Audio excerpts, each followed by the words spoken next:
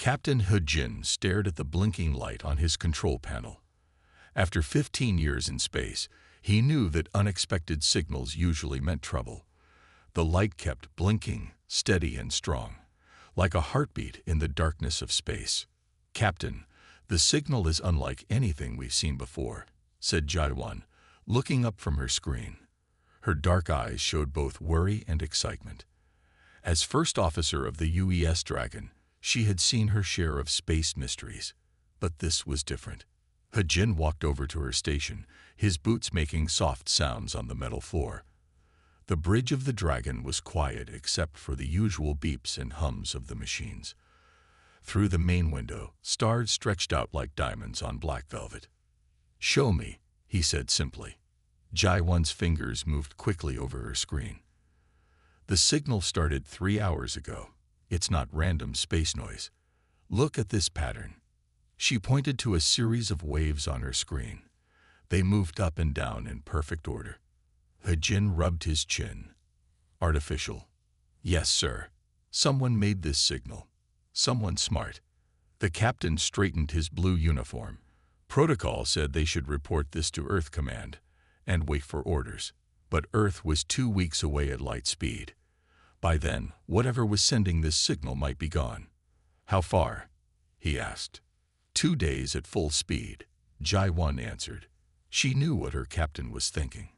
"Sir, we're the only Earth ship in this sector. If we don't check it out." He nodded. "No one else will."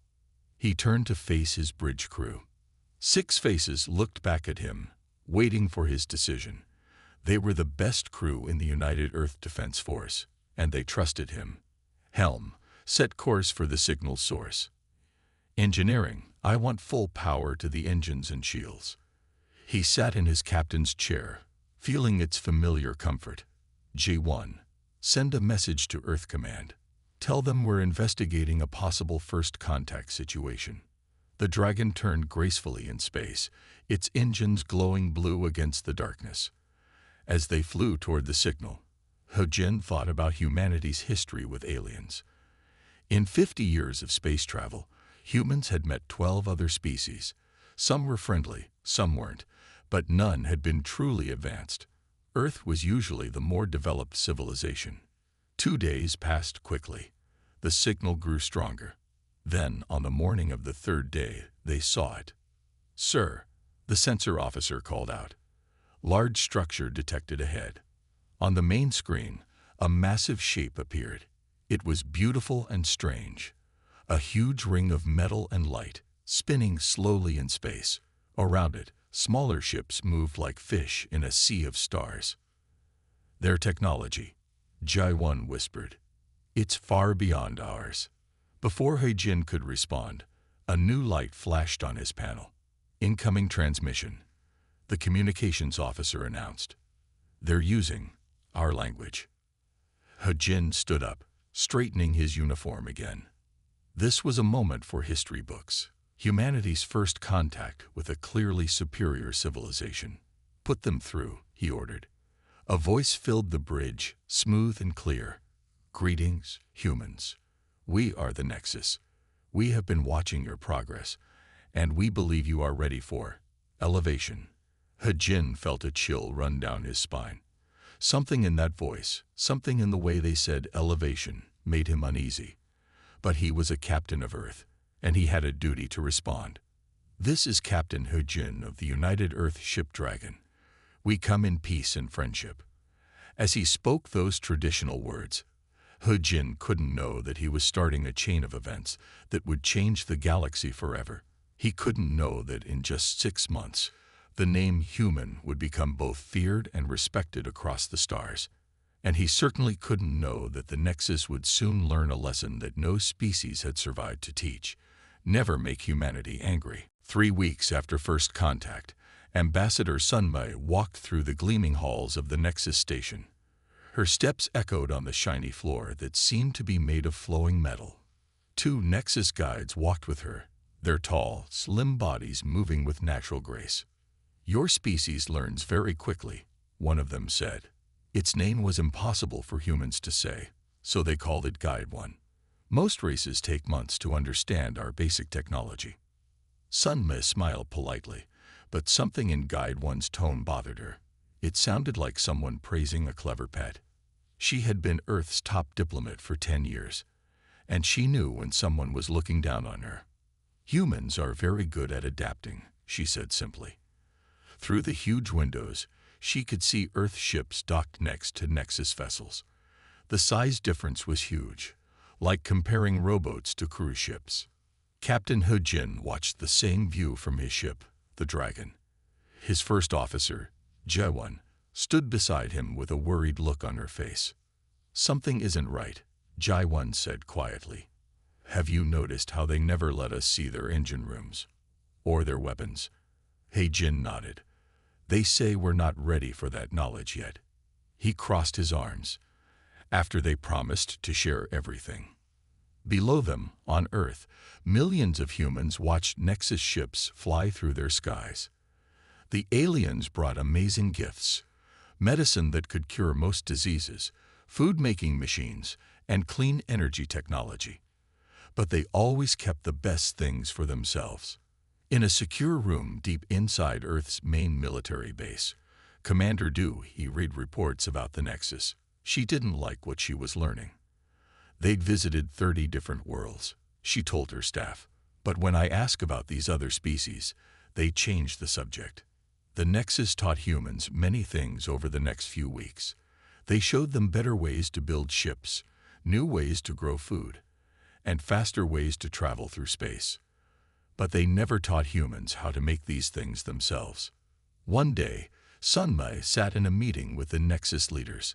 The room was huge, with walls that changed colors like a rainbow. The Nexus sat on tall chairs, looking down at the human representatives. We are concerned, the Nexus leader said. Your people ask too many questions. You want to learn things you are not ready for. Sun Mi kept her face calm, but her hands tightened under the table. We are eager to learn, she said. Humans have always been curious. Curiosity must be controlled, another Nexus leader said, for your own good. That evening, Sun Mi met with the Jin on the Dragon. The captain's room was small and simple, very different from the fancy Nexus rooms. They think we're children, Sun Mi said, her voice angry but quiet. They pat us on the head and give us toys, but they don't respect us.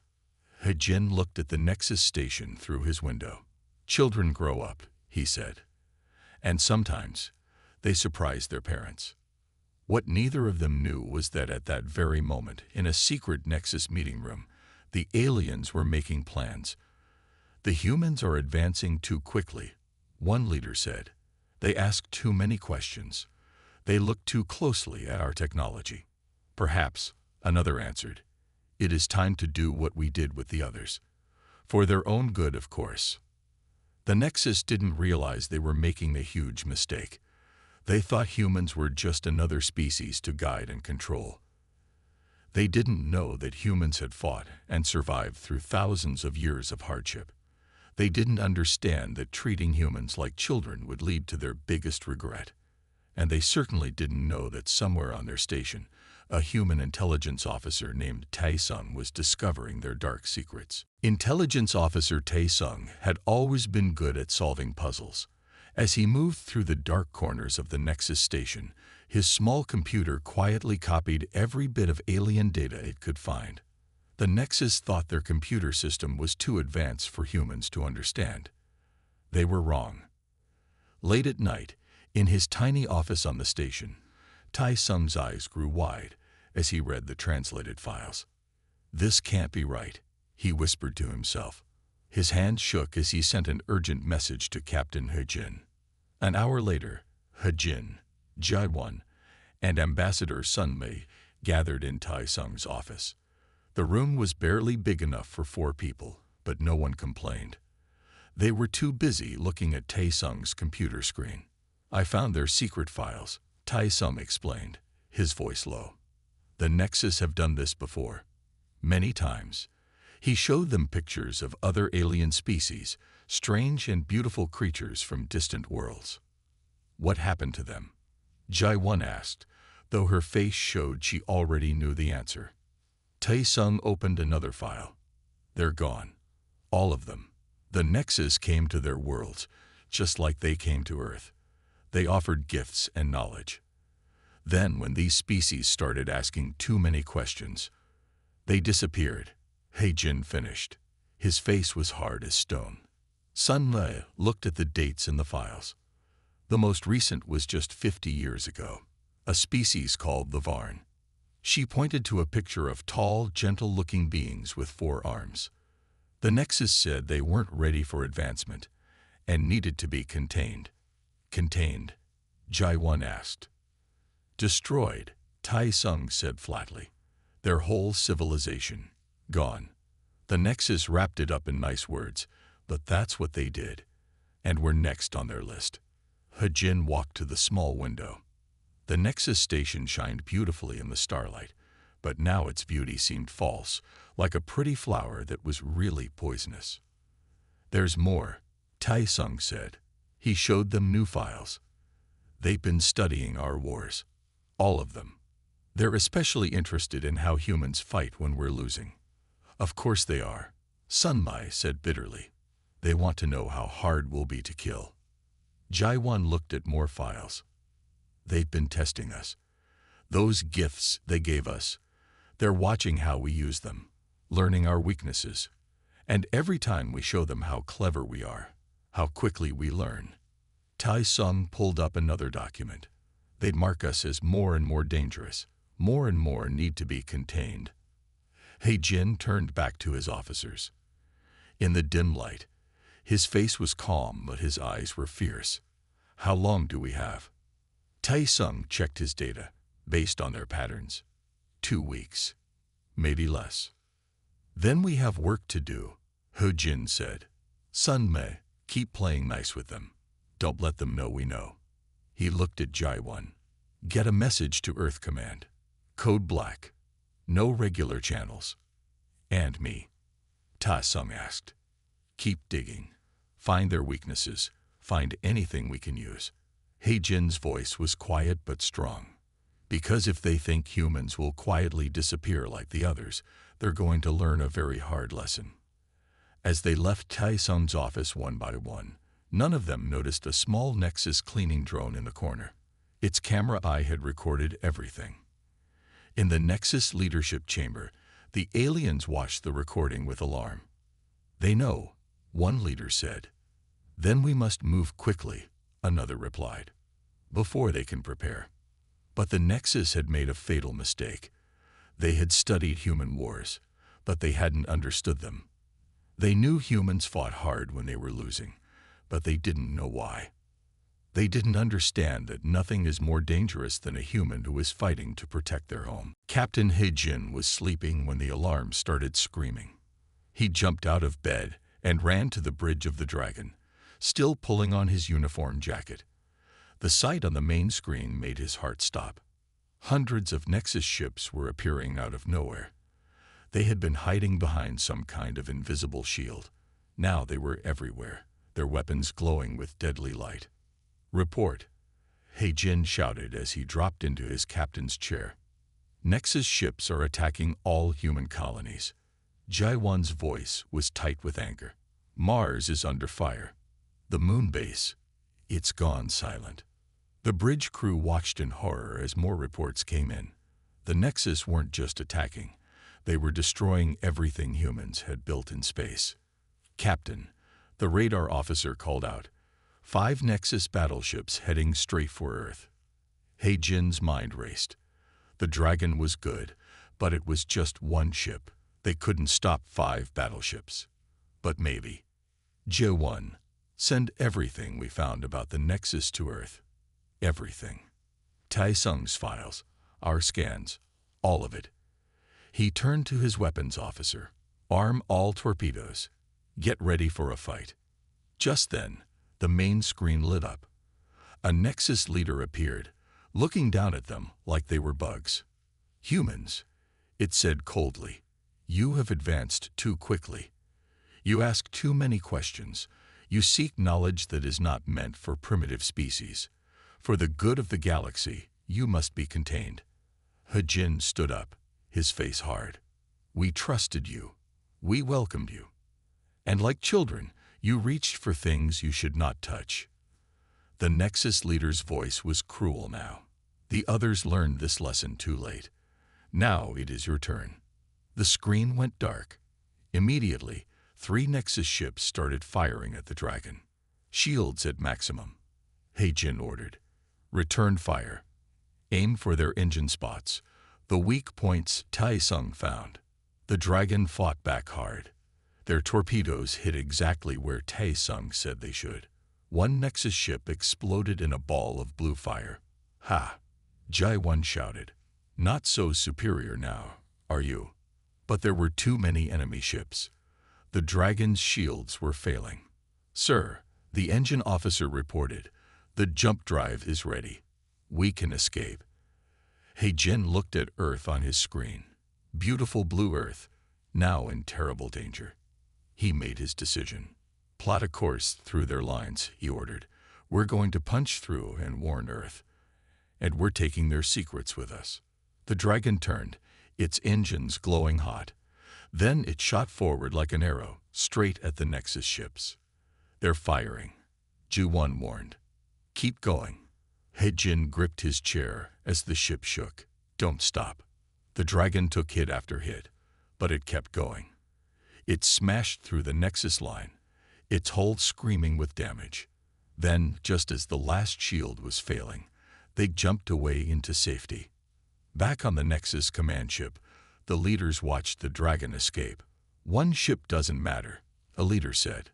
Earth will fall like all the others. But another leader wasn't so sure. The others didn't fight back like this, it said quietly. The others didn't damage our ships. They are primitive, the first leader insisted. They will learn their place. That leader was wrong. The Nexus thought they knew everything about humans from studying their wars. But they had missed the most important thing. Humans never, ever learned their place.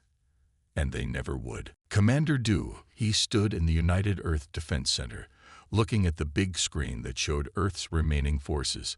The room was packed with military leaders from every country. For the first time in human history, there were no borders, no separate armies. There was only humanity, fighting to survive. The dragon made it back with critical information. She said, her voice strong and clear. Thanks to Captain He-Jin and Intelligence Officer Tai-Sung, we know the Nexus's weaknesses. Now, we use them. Behind her, the screen showed the Nexus ships surrounding Earth. They were blocking all escape routes, just like they had done to other species before. But this time was different. They think we're trapped, he continued. They're wrong. They've made 3 big mistakes. She held up 1 finger. First, they let us study their technology for 3 weeks. In labs all around the world, human scientists were working day and night. They took apart every piece of Nexus technology they could find. The aliens' gifts were becoming weapons against them. Second, he held up another finger. They think destroying our space colonies made us weaker. Instead, it made us angry. The screen showed new weapons being built in underground factories. Human engineers had mixed Earth technology with what they learned from the Nexus. The results were deadly. And third, she held up a final finger.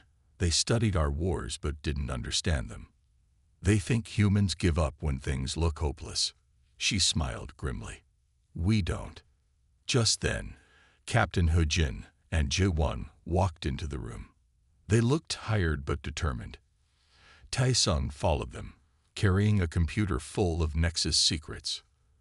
The Nexus ships have a weak spot in their shield design, Tai-Sung explained, showing detailed pictures on the big screen. They never fixed it because no species ever fought back hard enough to find it. Jae-won stepped forward. We've modified our weapons to target these weak spots. The dragon proved it works. We destroyed one of their ships. The room filled with excited whispers. He nodded and turned back to the group. The Nexus think they're superior to us. They think this will be easy. Her eyes were fierce. Let's show them how wrong they are. For the next 2 weeks, Earth prepared. Old enemies worked together, sharing resources and knowledge.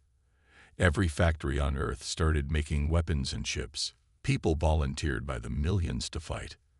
The Nexus watched all this from their ships. They were confused. Other species had begged for mercy.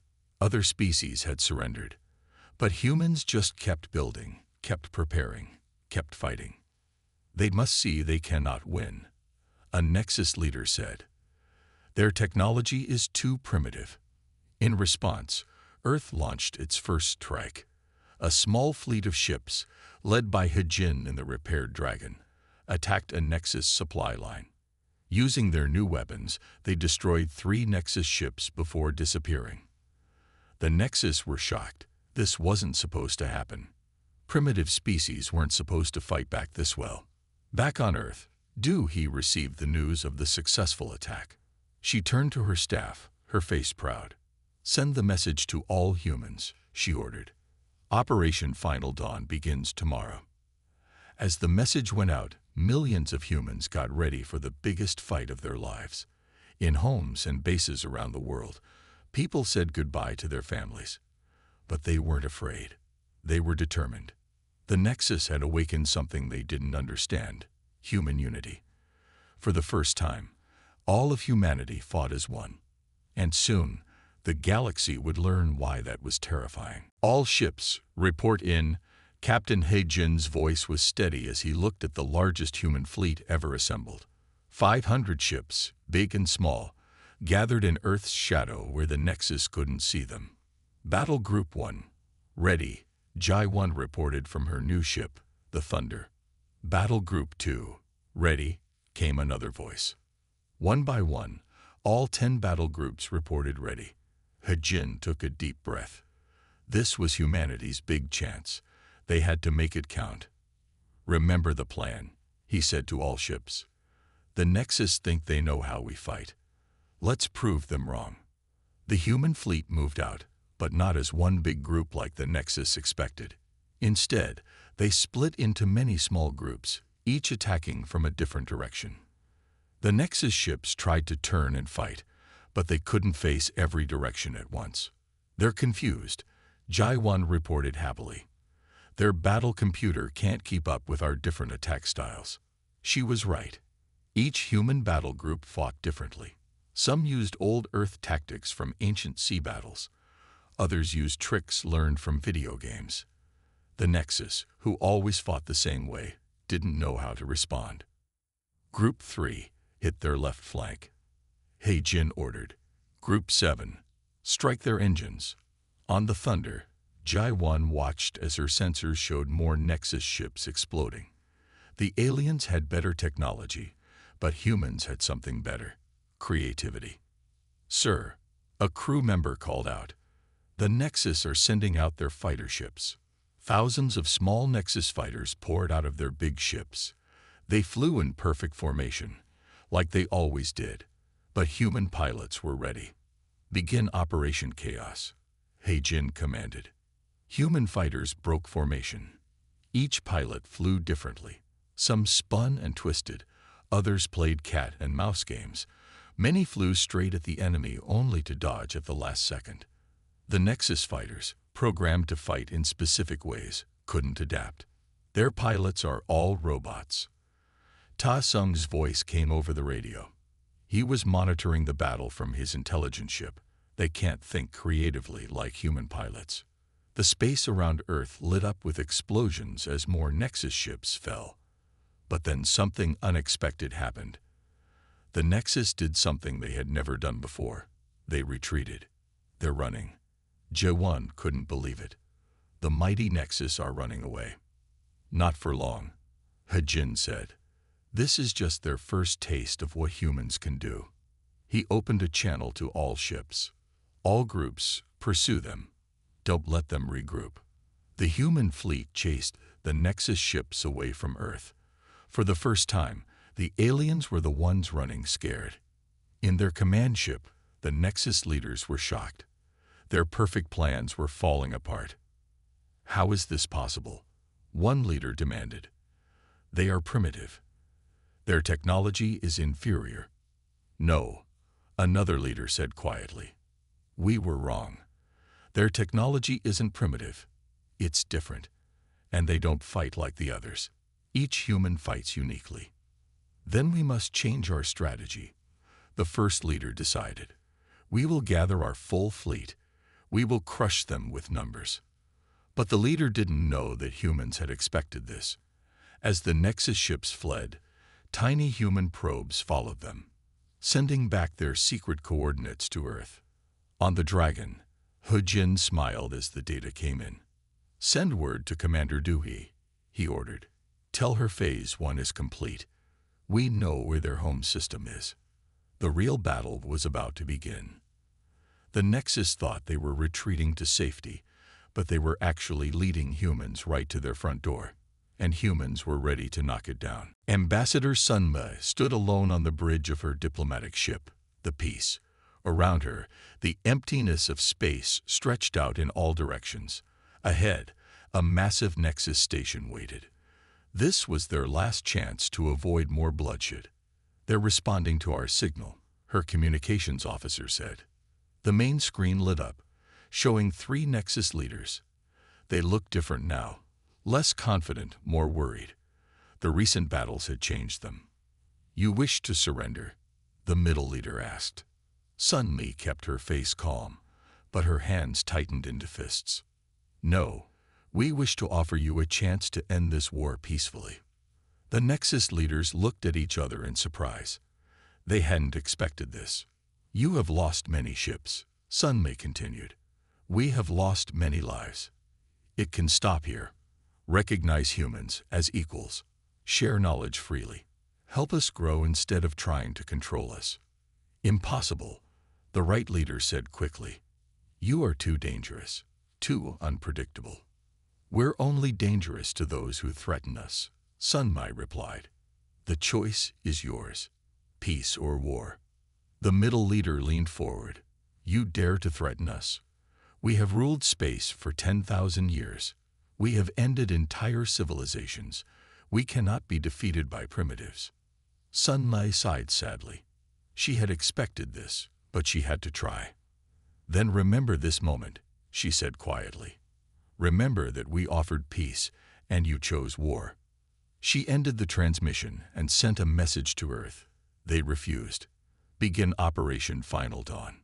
Across human space, ships began to move. This time, it wasn't just military vessels. Cargo ships, mining ships, even passenger ships, all modified for war, joined the fleet. Every ship that could fly was part of the attack. On the Dragon, Captain Hujin received the message. He turned to his crew. This is it. The Nexus won't expect us to attack their home system. They think we don't know where it is. Their arrogance will be their downfall, Jai-1 said from her station. She had returned to the Dragon for this final battle. Tai Sung's voice came over the radio from his intelligence ship. All their defense plans are based on fighting normal enemies. But we're not normal. He sounded proud. We're human. In the Earth Defense Center, Commander Dewey looked at the battle plan one last time. It was like nothing any species had tried before. The Nexus would never see it coming. Send the signal, she ordered. All ships begin Operation Final Dawn. Across the galaxy, human ships jumped into faster-than-light speed. But they didn't all go to the same place. Some headed for Nexus supply lines. Others targeted their communication centers. Many small groups attacked Nexus bases far from their home world. The Nexus leaders were shocked. Their enemies were supposed to attack in one big group, like all other species did. Instead, humans were everywhere at once, causing chaos throughout Nexus space. Impossible. A Nexus commander shouted as another base fell. How are they coordinating such complex attacks? The answer was simple. Humans were barely coordinating at all. Each group had basic objectives, but was free to achieve them however they could. This freedom to adapt, to think independently, was something the Nexus couldn't understand. On the Dragon, Hojin watched as reports of victories came in from across space. Soon it would be time for the final phase, the attack on the Nexus homeworld itself. "Send word to all ships," he ordered. "Tell them, remember Earth, remember what they tried to do to us, and show them why you don't make humanity angry." The message went out, and every human pilot and crew member prepared for the biggest battle in Earth's history. The Nexus were about to learn that trying to destroy humanity was the last mistake they would ever make. The Nexus home system was beautiful. 3 suns of different colors, red, blue, and gold, shone on 12 planets. Massive space stations floated everywhere, connected by beams of light. It had been safe for 10,000 years. Until today. "All ships, report in." He-Jin's voice was calm as the largest human fleet ever gathered jumped into the system. 1,000 ships, from the mighty dragon to the smallest fighters, appeared around the Nexus homeworld. The Nexus were caught completely off guard. They had never imagined that humans would find their home, let alone dare to attack it. "How dare you come here?" A Nexus leader's voice boomed across all channels. "This is our sacred space. You came to our home first." He-Jin replied simply. "Now it's our turn." The battle that followed would be told about for thousands of years. The Nexus had better technology, but humans had something stronger: the will to survive, and the anger of a species that had been betrayed. Jaiwan's voice cut through the battle noise. "All ships, begin Operation Chaos 2. Human ships split into hundreds of small groups, each fighting differently. Some rammed straight through Nexus shields, something the aliens thought was impossible. Others played cat and mouse games in asteroid fields. Many small ships worked together to bring down bigger ones. Their battle computer is overloading." Ta Sung reported from his intelligence ship. "They can't predict what we'll do because every human fights differently." The Nexus tried to fight back with their usual perfect formations and advanced weapons, but humans had learned from every battle. They knew all the Nexus tricks now. "Target their main station," He-Jin ordered.